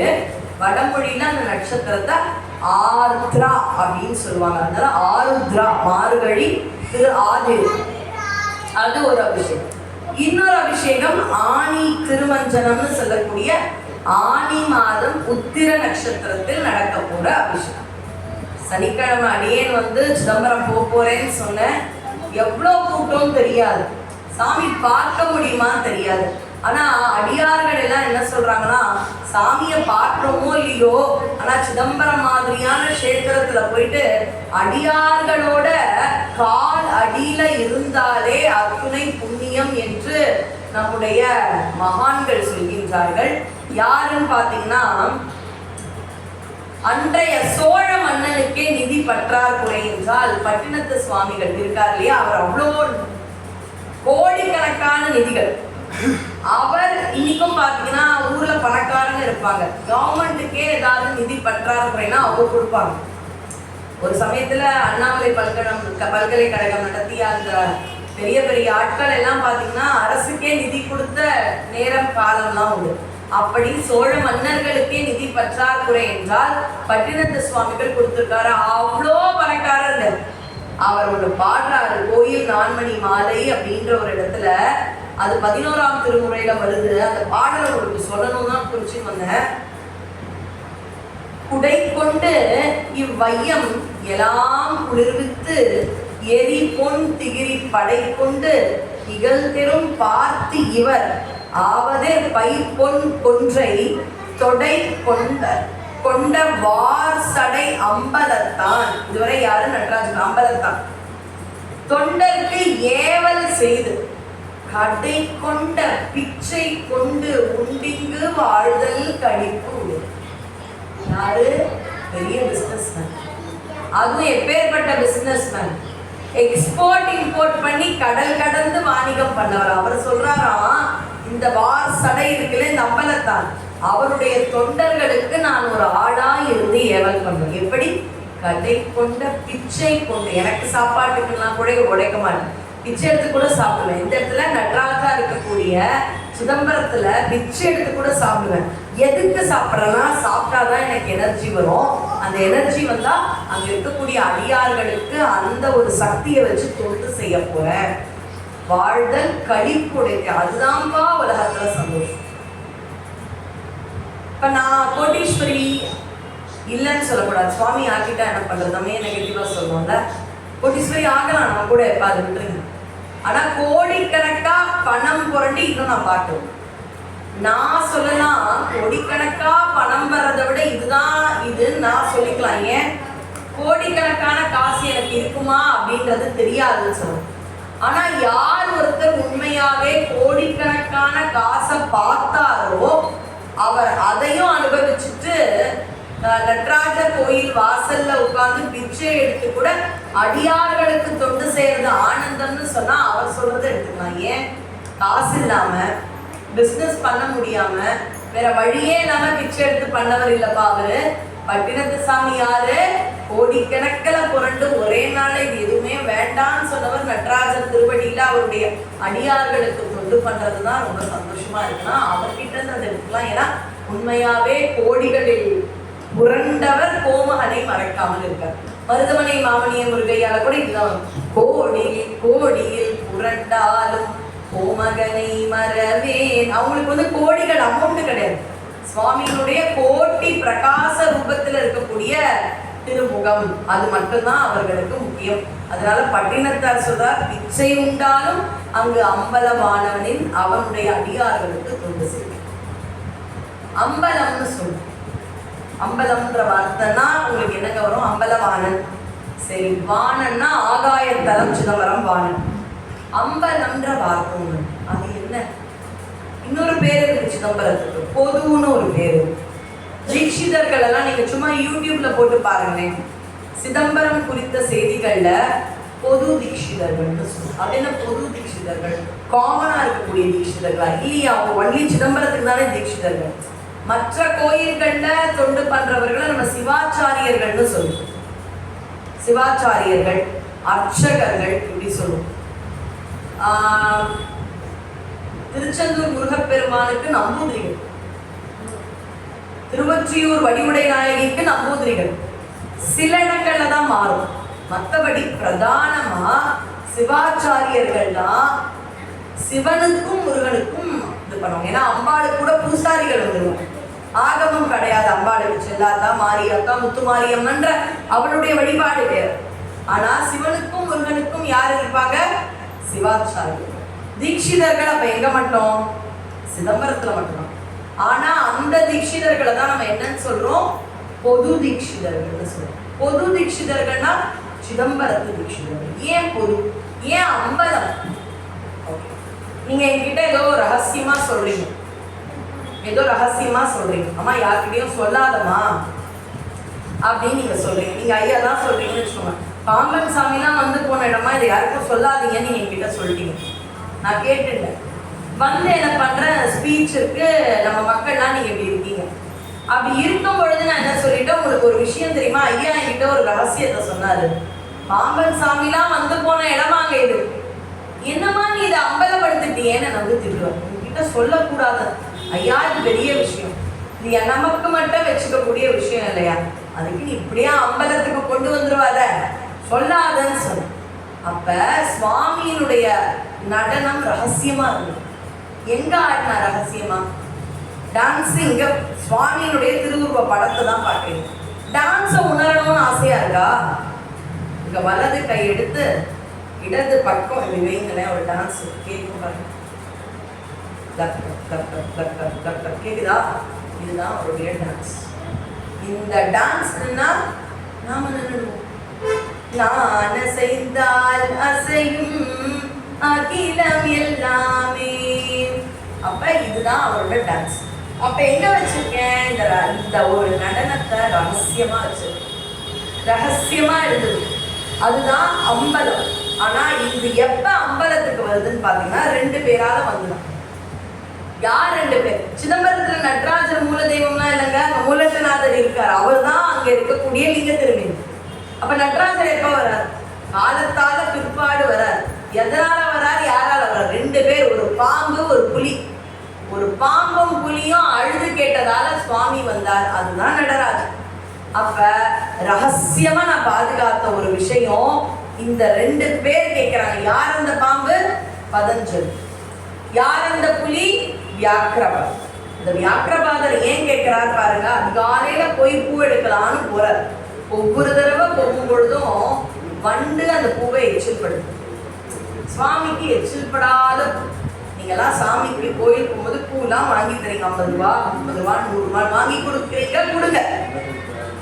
ஆனா இந்த பூவெல்லாம் விட வீட்டுல ஒரு சின்ன செடி வச்சு அதுல பூக்கும் இல்லையா, அந்த பூ. இப்ப சில பூக்களை மாலை வேளையில் பூக்கும், சிலது காலை வேளை. அதற்கான உகந்த நேரத்துல அந்த பூவை பறிச்சு அந்த ஒரு பூவை எடுத்துட்டு உங்க சாமி போட்டோ போடுங்க. அதை விட பெருசு இல்ல. கோயிலுக்கு வரீங்களா, அப்படியே சுற்றி வரும்பொழுது அங்க இருக்கிற நம்ம கந்தசாமிக்கு உள்ள போய் போட முடியும். ஆனா அப்படி வாங்க, அப்படி போனீங்கன்னா அங்க சிதம்பரம் சுவாமிகள் இருப்பார், வண்ணச்சரபம் தண்டபாணி சுவாமிகள் இருப்பார், பாம்பன் சுவாமிகள் இருப்பார், ராமலிங்க வள்ளலார் இருப்பார். முருகனை பார்த்துட்டு வெளியில கொடிமரம் தாண்டி வரும்பொழுது அருணகிரிநாதர் இருப்பார். இப்படி யாருக்கு வேணாலும் அந்த பூவை வைங்க. உங்க வீட்டுல நீங்க சுத்தமா வளர்த்த அந்த ஒரு பூ எச்சில்படாத உகந்த வேளையில் பறித்த, உகந்த வேலைன்னு சொல்றேன். அப்படின்னா என்ன, காலையில மலர்ந்தது சாயந்தரம் பறிக்கிறது உகந்ததானா? இல்லை. உகந்த வேளையில் பறித்த ஒரு பூவை போடுங்கள், அதற்கான புண்ணியங்கள் நிறைய. இதுக்கு முன்னாடி எதுக்கு சொன்னோம்? ஒரு விளக்கு ஏத்துங்க, அதுக்கான புண்ணியங்கள் நிறைய. ரொம்ப ரொம்ப அதாவது இவ்வளவுதானா? என்னங்க சைவ சித்தாந்தம் பெருசு? ஒரு விளக்கு ஏத்துன்ற ஒரு பூவை பறி. ஏன்னா எவ்வளோ பெரிய கதவு இருந்து எவ்வளோ பெரிய பூட்டு இருந்தாலும் சாவி சின்னதாதானே. இப்ப எவ்வளோ பெரிய விஷயம் மோட்சம், எவ்வளோ பெரிய விஷயம் வீடு பேர், அதுக்கான சாவி சின்னது. பெரிய சாவியை வச்சா நான் சாவியை தேடவே மாட்டேன் வாழ்க்கையில, நான் சாவியையும் தேடணும். அதனாலதான் சுவாமி ஒரு விளக்கு ஏற்று ஒரே ஒரு மலர் போடும். அப்படி இவருக்கு மலர் போடணும்னு ஆசை.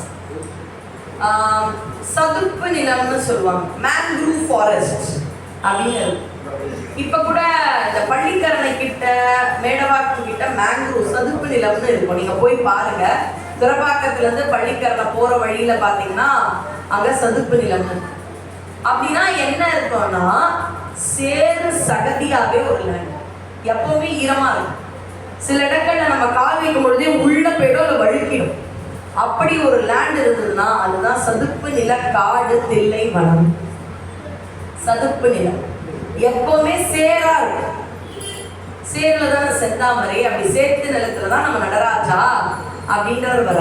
இப்ப இவர் என்ன பண்றாரு, எல்லா வண்டுகளும் வரக்கூடாதுன்னா முன்னாடி முன்னாடி முன்னாடி இருண்ட டயத்துக்கு 3 மணிக்கெல்லாம் போயிடுறாரு.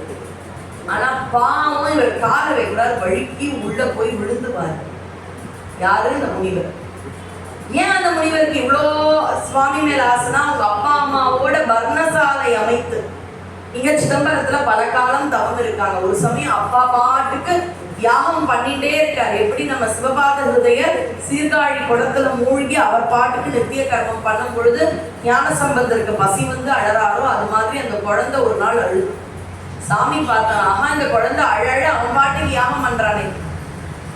பால் வேண்டி அழுத குழந்தைக்கு பால் கடல் இந்த பிரான் சுவாமி பால் கடலே கொடுத்துட்டான். அப்படி சாமி கிட்ட பால் குடித்து வளர்ந்த குழந்தை என்ன பண்றாரு, உனக்கு நான் விடாம பூஜை பண்ணும். சுவாமி பால் கொடுத்து அம்பாள் பால் கொடுத்த குழந்தை நமக்கு சைவத்திற்கே விடிவெளினா இந்த மாதிரி சாமி பால் கடலே கொடுத்து சாமிக்கு கொஞ்சமா கொடுக்க தெரியும். பிறந்த புதுசுல எல்லாம் பெரியவங்களா இருக்கீங்க சொன்னா தப்பாகாது. அம்மாவை என்ன சொல்லுவாங்கன்னா பால் நிறைய சுரக்கும். குழந்தைக்கு 1 மாச குழந்தைக்கு அவ்வளோ பாலை உள்வாங்கிக்கிற தன்மை இருக்காது. பாலில் வந்து நீ பிடிச்சு விடணும். ரொம்ப ஃப்ளோ அதுக்கு பொறக்கை விடும். சின்ன குழந்தைங்களுக்கு பொறக்கை விடும். தாயான பார்வதி கொடுத்த பால் கிண்ணத்துல ரத்ன கிண்ணத்துல அளவா கொடுத்தான். சாமிக்கு பால் கொடுக்க தெரியாது. அப்பா இல்லையா, பால் கடலையே கொடுத்தான். அவ்வளவு பால் கடலை வாங்கிட்ட குழந்தை என்ன பண்ணுது, சிவபக்தியா மாறாம என்ன மாறும். அதனால அந்த குழந்தை தினமும் அதிகாலை வேலையில போகுது, வழுக்கி வழுக்கி வழுக்கி விழுந்து வாரி கை கால் எல்லாம் சேரும் சகதியுமா. அதுக்குள்ள வண்டெல்லாம் எச்சில் படுத்துது மலர. சாமிக்கு பூ போடணும்ல. அப்ப அந்த குழந்தை தவம் இருக்கு. என்ன, உங்களை நான் பார்க்கணும், உங்க ஆடல் காட்சியை பார்க்கணும், எனக்கு உங்களை நோக்கி ஒரு தவம். என்ன, எனக்கு கை காலெல்லாம் புலி மாதிரி மாறும். புலி வழுக்க இருட்டுலையும் கண்ணு தெரியும், மரம் மேல ஏற முடியும், வழுக்கி நான் உழமாட்டேன் சதுப்பு நிலத்துல. அதனால புலிகால் கொடுத்துருங்கன்னு கேட்டவர் வியாக்கிர பாதர் புலிகால் முடியும். இப்ப அடியேன் ரீசெண்டா சிதம்பரம் போகும்போது குழந்தைங்களோட அடுத்த தடவை நீங்க கூட்டிட்டு போங்க. வெறும் நடராஜர் கோயில் மட்டும்தான் குழந்தைங்க வந்து வேற எங்கேயாவது கேளிக்கை வேணும்னு நினைப்பாங்க இல்லையா குழந்தைங்க. அதனால என்ன பண்ணுங்க, அங்க பக்கத்திலேயே பிச்சாவரம்னு ஒரு ஏரி ரொம்ப அழகா இருக்கும். சதுப்பு நில காடு. இன்னைக்கு போனீங்கன்னாலும் சேரும் சகதியுமா இருக்கும். அங்க உள்ள எதனால நான் இதெல்லாம் சுற்றுலா கேளிக்கையெல்லாம் பத்தி சொற்பொழிவுல சொல்றேன்னு சொல்லிடும்.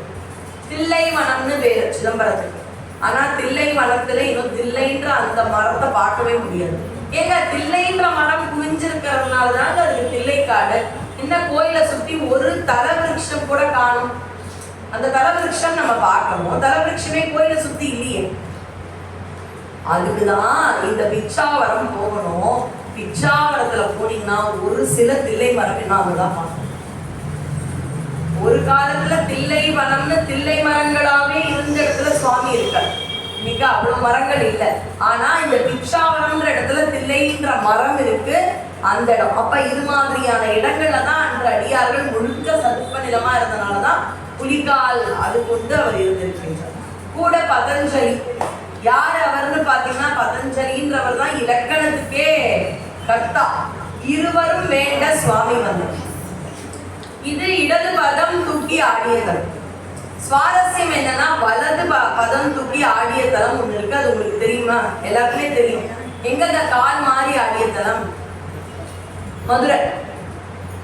2 காரணம் உண்டு. ஒண்ணு, கால் மாறி ஆடிய தலம் வந்து ஒரு பாண்டிய மன்னன் எல்லா கலையும் கத்துண்டான். எல்லா கலையும் தெரியுமா? பக்கத்து ஊரு மன்னனோட சேர்ந்து எல்லா கலையும் அவனுக்கு நிகரா இருக்கணும்னு கத்துட்டான். ஆனா நடன கலை மட்டும் கத்துக்கல. அது பெண்களுக்கான கலைன்னு விட்டுட்டோம். ஆனா பக்கத்து ஊர் மன்னன் அந்த நடன கலையும் கத்துன்னு உன்னை விட நான் தான் பெரிய கலையில சிறப்பு வாய்ந்தவன்னு சொல்றேன். அப்ப ஒரு நாள் இந்த பாண்டிய மன்னனுக்கு ரொம்ப வருத்தமா, நான் அந்த நடன கலையும் கத்துக்க போறான். கத்துக்கும் பொழுது கை காலம் அரமண்டி. நீங்க நடன வகுப்புலாம் போனீங்கன்னா அரமண்டியில உட்காருன்னு கை கால்லாம் வலிக்கும்.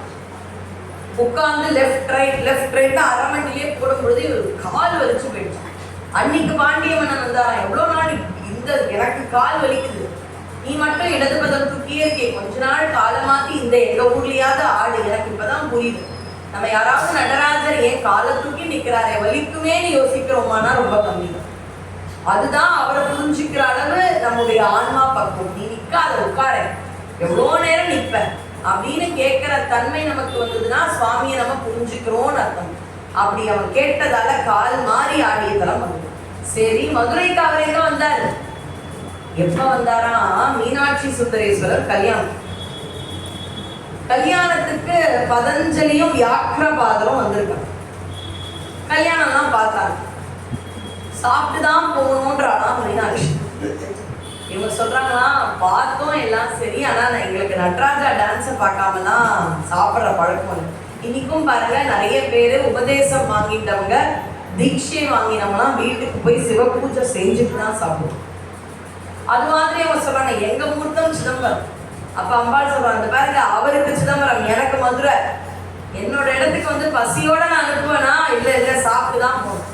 அவர் டான்ஸை பார்க்காம நாங்கள் சாப்பிட்றது இல்லை. அவ்வளவுதானே, எங்கேயும் உங்களுக்காக ஆடுவார் என்று மதுரையில் எம்பெருமான் ஆடி வெள்ளி அம்பலமாக வந்தது அவர்கள் இருவருக்காக. 2 இடத்துல நம்ம பதஞ்சலிக்கும் வியாக்கிரபாதருக்கும் நன்றி சொல்றோம். ஒன்று சிதம்பரம், இன்னொன்று மதுரை. வெள்ளி அம்பலம், பொன்னம்பலம் 2 அம்பலத்திற்கும் சுவாமி வந்ததுக்கு இவங்க 2 பேர் இருக்காங்க. அப்ப அவ்வளோ நாள் எங்க ஆடினாரு? இப்ப ரகசியத்துக்கு வர சிதம்பர ரகசியம்னு ஒண்ணு சொல்றோம் இல்லையா? வானன்னா வெட்ட வெளி, எங்கேயும் நீக்க வர சுவாமி இருக்கார், அதுதான். அப்ப இங்க ரகசியமா இருந்தவர் எனக்குள்ளே இருந்த பிரான் ஒரு சமயத்துல அம்பலத்துக்கு ரகசியத்தை உடைச்சிட்டு வெளியில வந்துட்டார். அதனாலதான் அதற்கு பெயர் அம்பலம். ரகசியம் வெளிப்பட்ட இடம் அம்பலம். அதனாலதான் சாமிக்கு பேரு அம்பலவண்ணன். இதெல்லாம் பேர் காரணம் வந்து நம்ம அடிக்கடி சொல்லிடுறோம். கூத்த பிரான், கூத்து பண்றவர் அவர் தான். அடுத்தது அம்பலவானன்றோம். ஏன்? வானன்னா வானத்திற்கு சொந்தம், வெளிக்கு சொந்தம். அம்பலம் என்றால் இங்க இருக்கிற ரகசியம் 2 பேர் ஆசைப்பட்டாங்கன்னு வெளியில வந்து அறிவோம். என்னங்க உள்ளுக்குள்ள இருக்கிற டான்ஸ் எப்படி அம்பலப்படுத்திட்டீங்க, ரகசியத்தை உடைச்சிட்டீங்க? ஆமா, பொதுவுக்கு வந்துட்டேன், காமனா ஆயிட்டேன். பொதுதான் என்னங்க இங்கிலீஷ்ல? காமனா வந்துட்டேன், அதனால பொது. அம்பலத்துக்கு வந்துட்டேன், எல்லாரும் பார்க்குற மாதிரி இருந்துட்டேன், அதனால அது சிற்று அம்பலம், அறிவின் அம்பலம். அறிவு வெளியில வர்றதுக்கு பேரு சித்துனா அறிவு, அம்பலம்னா வெளியில வருது. இருக்கிற அறிவு உள்ளுக்குள்ள இருக்கக்கூடாது, 4 பேருக்கு பயன்படுத்துற மாதிரி கொடுக்கணும், அதெல்லாம் சித் அம்பலம். அப்ப இதுதான் பெயர் காரணம், சிற்றம்பலம், அம்பலவானன். அதாவது சிதம்பரத்தெல்லாம் பார்க்க பார்க்க பார்க்க பார்க்க நமக்கு வந்துட்டே இருக்கு. அவருடைய திருவடிகளை பார்க்க இன்னும் ஒரு சில நிமிடங்கள் அவருடைய திருவடிகளை பார்க்க. வலது கால் எங்க இருக்கு? முயலகனை இப்படி கவுந்து படுக்க வச்சிருக்கோம். இதுல பார்க்கிற மாதிரி இருக்கு, ஆனா முயலகன் இப்படி திரும்பி தான் இருக்கும். ஒரு சித்திரத்திற்காக இப்படி இருக்கு. அப்படி இந்த மாதிரி திருப்பன நிலையில இருக்கக்கூடிய அந்த முயலகன் மேல இருப்பார். அது மறைத்தல் அப்படின்ற தொழில புரியும். அவனால உலகத்தை பார்க்க முடியும். எது உலகத்தை பார்க்க கூடாதுன்னா நமக்குள்ள இருக்கக்கூடிய அறியாமைன்றது மறைஞ்சிடும். அறியாமை மறைய வேண்டும். அப்ப முயலகன் எதுனா மறைத்தல் தொழில், அது நம்முடைய அறியாமை. அடுத்து தூக்கிய திருவடி அருளல். அத பாருங்க, சுவாமி இந்த வலது கரத்தால அபயம்னு சொல்றாரு, அது அருளல். இன்னொரு கால் என்ன இருக்கு? தூக்கிய திருவடியா இருக்கு. இந்த கை டான்ஸ் ஸ்டெப்பா தான் இருக்கு, ஆனா அந்த டான்ஸ் ஸ்டெப் இப்படி இருக்கும். இடது கை எங்க இருக்கு? இடது பாதத்தை காமிக்குது பாருங்க. வலது கை அருள் செய்து, இடது கை எதை காமிக்குது? அவரோட இடது பாதத்தையே காமிக்குது. பிரச்சனையா இங்க வா அப்படின்னு அவரே கூப்பிடுறார். இது கிட்ட வா, இதுதான் அருளல். அது இடது கை இடது பாதம் இதுதான்ப்பா அப்படின்னு காமிக்கிற மாதிரி. அதுவே இந்த இதுல ரொம்ப அழகா போட்டிருக்காங்க சித்திரத்துல. பாரு, இதுதான், இங்கதான் நீ வர வேண்டிய இடம் என்று காண்பிக்கும் இடம் இது. அடுத்தது உடுக்கை. 2 பக்கமா சவுண்ட் வந்துட்டே இருக்கு. ஒரு சவுண்டை வச்சுதான் நான் எதையாவது கிரியேட் பண்ண முடியும், உருவாக்க முடியும். அப்ப அதுக்கு பேர் என்ன? சிருஷ்டி. அது படைத்தல். அப்ப இது படைத்தல், இது அருள் புரிவது காத்தல். கையில ஒரு நெருப்பு இருக்கா? இந்த இடத்துல பாருங்க, ஒரு சின்ன நெருப்பு வச்சிருக்காரு. நெருப்பால் நாம் இங்கே ஒடுக்கப்படுகிறோம். நம்முடைய சைவ மார்க்கத்தில் நெருப்பு ஒன்றினால் நாம் ஒடுக்கப்பட்டு விடுவோம். அதனால ஒடுக்குதல், அழித்தல்னு நம்ம சொல்ல மாட்டோம். ஆன்மாக்கு அழிவில்லை, அதனால அழிய முடியாதது. அப்ப ஒடுக்குவது எது? அந்த நெருப்பு. அப்ப படைத்தல் நாத பிந்து கலாதி நமோ நம ஒரு சவுண்டு தான், பெரிய நாதம். பெண்களுடைய உறுப்பில் ஒரு சுழற்சி இருக்குமா, அதுக்கு ஒரு சவுண்ட் இருக்கும். ஆனா அந்த சவுண்டு கேட்காது. பெண்கள் கருவுற்று இருக்கும் பொழுது, கருவாகும் பொழுது கேட்காது. ஏன்? ரொம்ப சின்ன சவுண்டும் எனக்கு கேட்காது, ரொம்ப பெரிய சவுண்ட். அது ரொம்ப சின்ன சவுண்ட். பெண்களுடைய அந்த ஓவரின்றது ரொம்ப ரொம்ப சின்ன சவுண்ட். பிரபஞ்சமும் சொல்லிட்டு பெரிய சத்தம் போடுது, அதுவும் கேட்காது. எனக்கு இந்த எக்ஸ்டெண்டும் கேட்காது, இந்த எக்ஸ்டெண்டும் கேட்காது. எனக்கான ஃப்ரீக்வன்சி இருக்கு நடுவில். அதுவும் சுழற்சி. வயிற்றுல இருக்கிற ஒரு பிறப்பு உருவாகிறதும் ஒரு சுழற்சி. அப்ப அந்த இடத்துல ஒரு சவுண்டு வரும். அதுதான் சுவாமி கிட்ட இருக்கிற ஒன்று உள்ளே ஒன்று வெளியே, உள்ளே வெளியே ரெண்டு பக்கம் இருக்கக்கூடிய அந்த டமருகம். அது படைக்குது. அதுக்கு ரெண்டு முகம் இருக்கலாமா, ஒன்று இந்த உள், இன்னொன்று வெளியே. அப்ப அது பிறப்பு, படைத்தல். அப்ப காப்பாத்தன்மை நான் பாத்துக்கிறேன். இன்னைக்குங்க வீட்டுக்கு போய் யூடியூப்ல இருந்தா பாருங்க, இன்னைக்கு ஒரு குடும்பத்தினர் ஆணி உற்சவம் நடக்குது. 30 லட்சம் ரூபாய் செலவுல, 30 லட்சம் ரூபாய் செலவுல பவழம், விலை உயர்ந்த தங்கம், ரத்தினம், பவழத்தால அபயஹஸ்தம் கொள்வது சுவாமி சார். ஏன் வேற கலர்ல வைக்கலாமே, வைச்சா வைக்கலாமே. ஃபுல்லா வைரம் 30 லட்சம் செலவு பண்ணணும்னு முடிவுக்கு வந்துட்டோம். வெள்ளையா வைரத்துல வைக்கிறாங்க, இல்ல பவழம் வைக்கிறாங்க. ஏன்னா சாமிக்கு கொடுத்து கொடுத்து சிவந்த திருமேனி, சிவந்த கரங்கள். கை எப்படி இருக்கணும் அவருக்கு? இன்னைக்கு சிதம்பரத்துல தீட்சிதர்கள் கிட்ட ஒருத்தர் வந்து ரொம்ப அற்புதமா பவழம், அப்படியே பவழம் பதித்த ஒரு 30 லட்சம் ரூபாய் மதிப்புள்ள ஒரு அழகான அபய ஹஸ்தத்தை கொடுக்குறாங்க. ஒரு நிமிஷம் எடுக்க முடியும்னா காமிக்கிறேன், இல்லைன்னா யூடியூப்ல பாருங்க. எனக்கு ரொம்ப அற்புதமாக வந்த ஒரு விஷயம் அது. அம்மா என்னம்மா, அது ஒரே நிமிஷம் பார்க்குறேன். இல்லை போகிறதுக்குள்ள இருந்தா கூட ஐயாக்கு அது ஷேர் கூட பண்ணிட்டு போனேன்.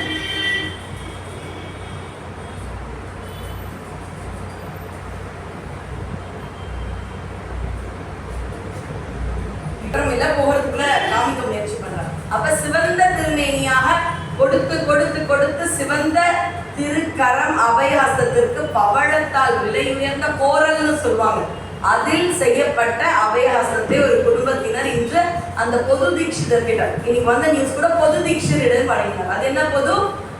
எனக்குள்ள இருந்த ரகசியம் பொதுவா எல்லாருக்கும் நான் கொடுக்குறேன், பொதுவாக வந்தது. அப்ப இது படைத்தல், இது காத்தல், நெருப்பு அழித்தல், கால இருக்கிற முயலகன் மறைத்தல், அவருடைய இடது பதம் தூக்கி இருக்கு பாருங்க, அது அருளல். சரி, பக்தியில ரொம்ப பெரிய நிலைனா காரைக்கால் அம்மையர், அதான் ரத்தின சபை. முயலகன், முயலகன்ற ஒரு பூதம். அது அது என்னன்னா நம்ம அறியாமை மறைக்கப்படணும். எல்லாமே சைவ சித்தாந்தத்தில் இப்ப பாத்தீங்கன்னா சுவாமிக்கு வந்து இது மட்டும் நீளமா இருக்கு. ஏன் இது நீளம்? இல்லப்பா அவர் விஷத்தை அருந்திட்டு நஞ்சை உண்டு அமுதம் கொடுப்பேன். நான் ஒண்ணு கேட்கிறேன், அந்த விஷத்தை நான் என்ன பண்ணிருப்பேன்? இப்படி குடிச்சிருப்பேன். ஏன் சுவாமிக்கு இங்கெல்லாம் இருக்குல்லங்க, இங்கெல்லாம் ப்ளூவா இருக்கணும். ஆனா அவர் வாய் எப்படி இருக்கா? குனித்த புருவம் ஒவ்வை செவ்வாயில் குனி. இங்க குடிச்சா இங்க கருக்க மாட்டேங்குது, இங்க கருக்குது. நாக்கு கருக்கல, இங்க கருக்குது. இங்கெல்லாம் எதுவும் ஆகல, விஷம் குடிச்சு இங்க கருக்குது. கொஞ்சம் கூட விஷம் இங்க போயிருக்கலையா, இங்க கருக்கலை. அப்ப சுவாமி மட்டும் அதை நிறுத்தி வைக்கிறது. அப்ப இங்க அவர் விஷத்தால அவர் அஃபெக்ட் ஆனா இங்க இருந்தே ஆயிருக்கணும், இங்க இருந்து ஆகல. சுவாமிக்கு 5 முகங்கள் எல்லாரும் அங்கீகரிக்கப்படும். தத்புருஷம், வாமதேவம், ஈசானன் 5 முகம் இருக்கு. சுப்பிரமணிய தத்துவமும் சிவ தத்துவமும் வேற இல்லை. சுப்பிரமணிய தத்துவம் 6 முகம், சிவ தத்துவம் 5 முகம். அப்ப 5 முகம் இருக்கும் பொழுதும் சிவன் தான், 6 முகமா இருந்தாலும் அது சிவம் தான். அந்த 6வது முகம் அதோ முகம்னு ஒரு முகம். அது எங்க பார்க்குமா? உள்ள பார்க்குறது. என்னையே நான் ஆராயம். மற்ற 5 முகம் இங்க இருக்கு, இன்னொரு முகம் எனக்குள்ள, இந்த முகத்துக்குள்ள இருந்து உள்ள பார்க்கணும். அப்படின்னா என்ன, நம்மை நாமே ஆராய்தல் தான் சுப்பிரமணியம். முதல்ல நீ எப்படி இருக்கன்னு பாரு. உனக்குள்ள எவ்வளவு ஆனந்தம் இருக்குங்க, உனக்குள்ள என்னென்ன மலங்கள் இருக்குங்க. ஒரு சமயத்துல கோயில் போறோம், நான் அது பண்ணுவேன் இது பண்ணுவேன், டெய்லி அது செய்றேன் இது செய்றேன்ற நான் பண்ற தொண்டே ஒரு சமயத்துல என்னோட ஆனந்தம். முதல்ல நம்ம அன்புக்கு தான் ஆரம்பிக்கிறோம். சிவத்தொண்டர்களுக்கு தொண்டு செய்யதான் போறோம். ஒரு சமயத்துல வருஷமான 1000 அடியார்களுக்கு உணவு கொடுத்துருவேன். அப்ப எங்கேயோ ஒரு இடத்துல என்னுடைய தொண்டு என்னவா கன்வெர்ட் ஆகுது, ஆணவமா மாறுது.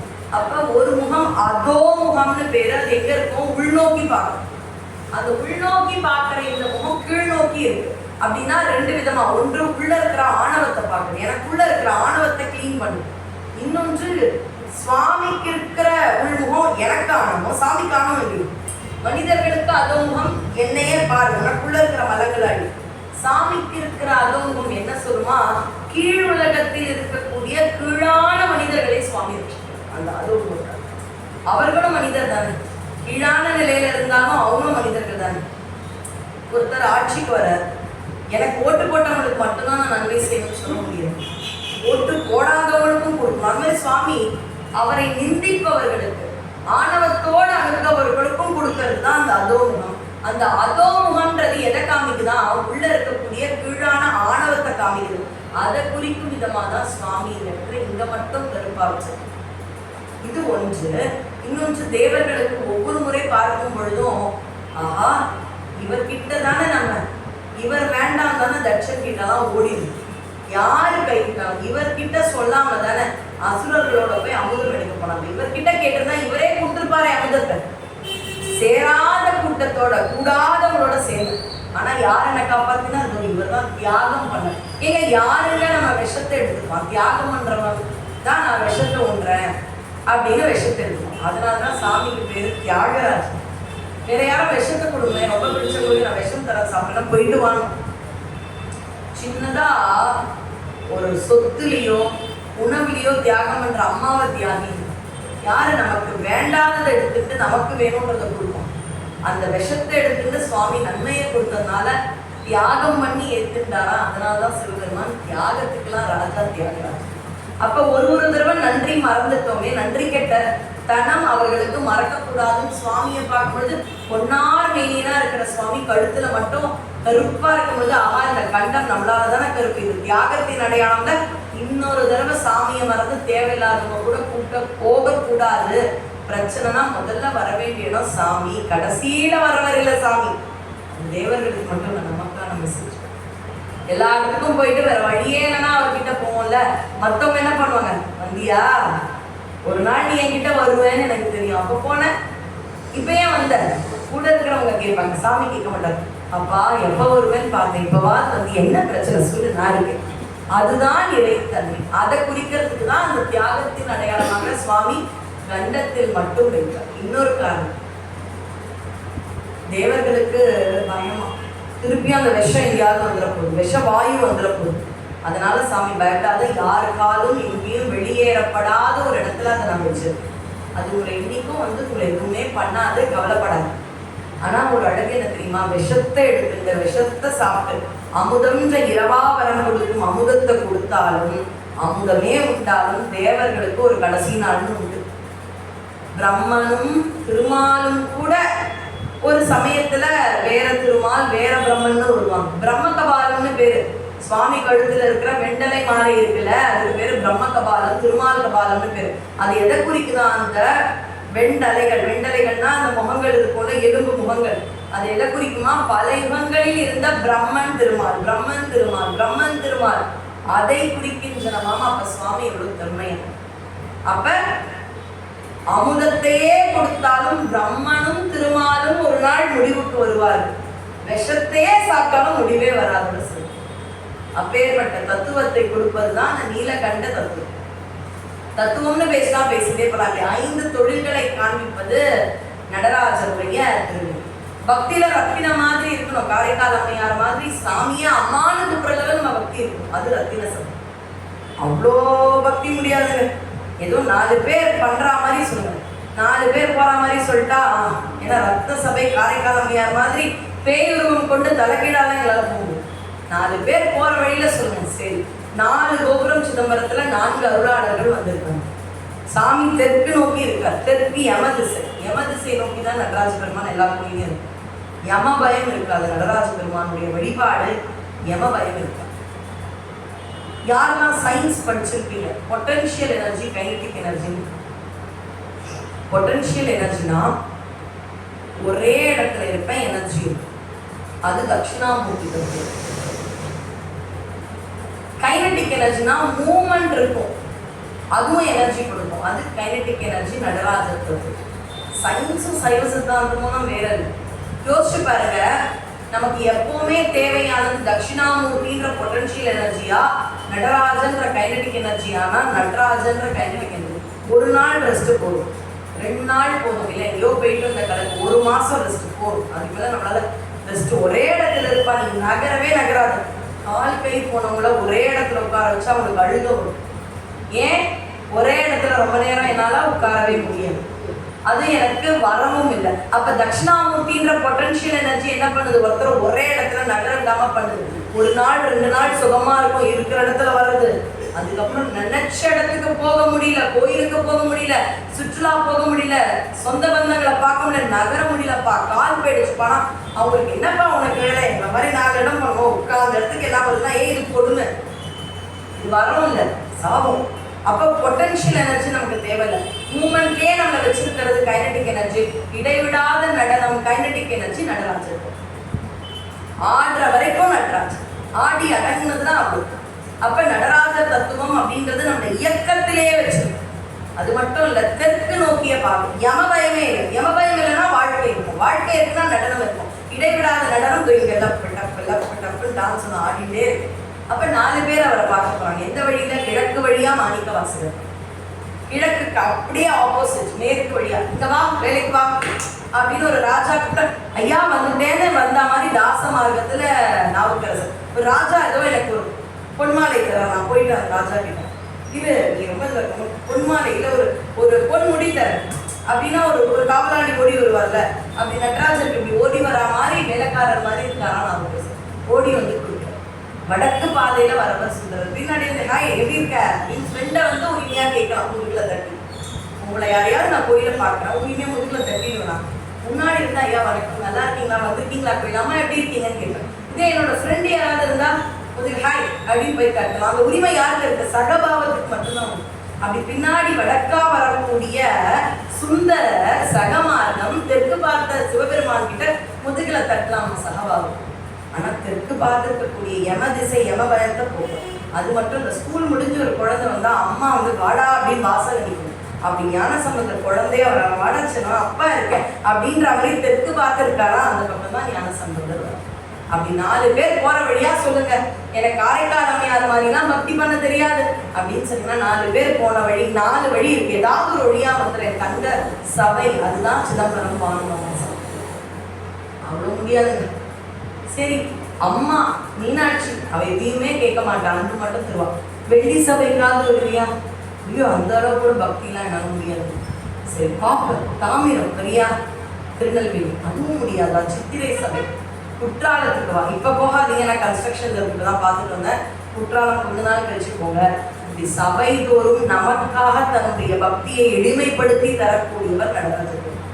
இதெல்லாம் தாண்டி கைலாயத்திலிருந்து ஒருத்தர் என்னையே அனுப்புனான்னு வந்த ஒரு பிறவி நாவுக்கரசர். ஆனா அவர் ஏன் என்ன கூட்டிட்டு வந்தார்? திருப்பி எப்ப கூட்டிட்டு போகணும்? சுந்தரர் கைலாயத்திலிருந்து எப்ப என்ன ஆட்கொள்ளும், எப்ப மறுபடியும் நாங்க அங்க வரணும்? நந்தியின் அவதாரம் மாணிக்கவாசகர், எப்ப எனக்கு மோட்சம்? இப்படியே கேட்ட அருளாளர்கள்ல ஒருத்தர் நாவுக்கரசர். போகணும், திருக்கைலாயம் போயிடணும்.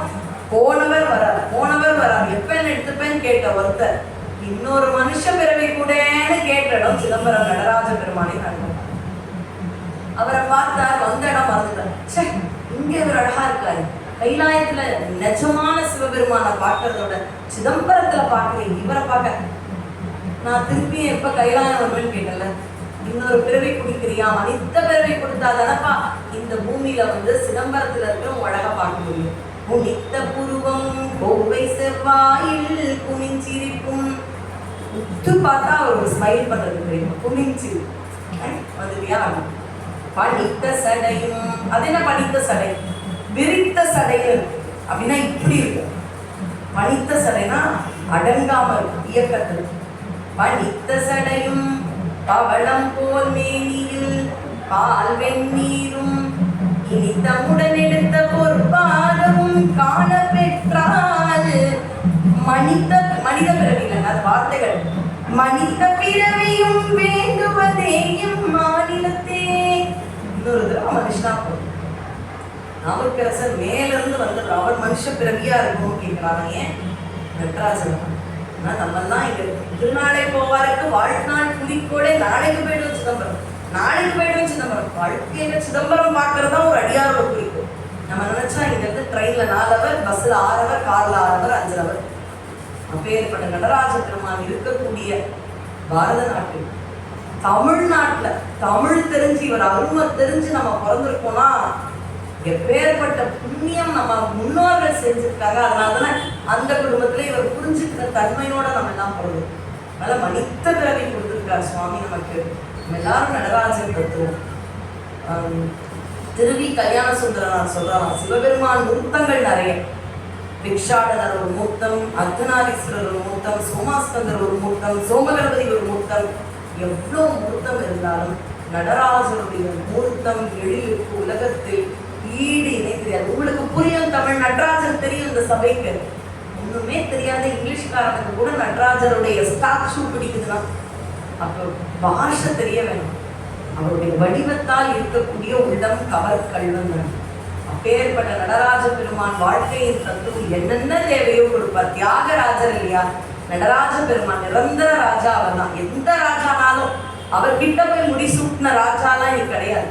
ஆனா அந்த ராஜா நமக்கான நிரந்தர ராஜா. சைவத்தின் கோயில் என்றால் அது சிதம்பரம் ஆணி திருமஞ்சனம் நடக்கும் வேளையில் சிவகாம சுந்தரி, சிவகாம சுந்தரி, சிவகாமம். காமம்னா தவறான காமம் இல்லை, அதீத அன்பு. சிவனின் அதீத அன்பு கொண்டவள் சிவகாம அழகி அவள் சுந்தரி. அந்த சிவகாம சுந்தரி உடனாய ஆனந்த நடராஜர் ஆணி உற்சவம் நடக்கும் இந்த வேளையில் இந்த அற்புதமான விழாக்களை நடத்தி வருபவர்களுக்கும் இங்கு கூடியிருக்கும் இறைவனுடைய அடியார்களுக்கும் எல்லா வளமும் தர வேண்டும் என வேண்டி அடியேன் இந்த ஆணி திருமஞ்சன நடராஜ தத்துவத்தை நிறைவு செய்கின்றேன். வான்முகில் வழாது பெய்க மணிவளம் சுரக்க, மன்னன் போன்முறை அரசு செய்க, குறைவிலாது உயிர்கள் வாழ்க, நான்மறை அரண்கள் மூங்க, நற்றமம் வேள்வி மல்க, மேன்மை பொருள் சைவ நீதி விளங்குக உலகெல்லாம். திருச்சிற்றம்பலம் வரும் 20ஆம் தேதி நம்முடைய சைவ சமய பக்தஜனை சபையில் 6:45 மாலை வேளையில் சஷ்டிவேல் பூஜை நடைபெறும். வந்து முருகப்பெருமான் திருவருளை பெற வேண்டும் என கேட்டு அங்கே நிறைவு.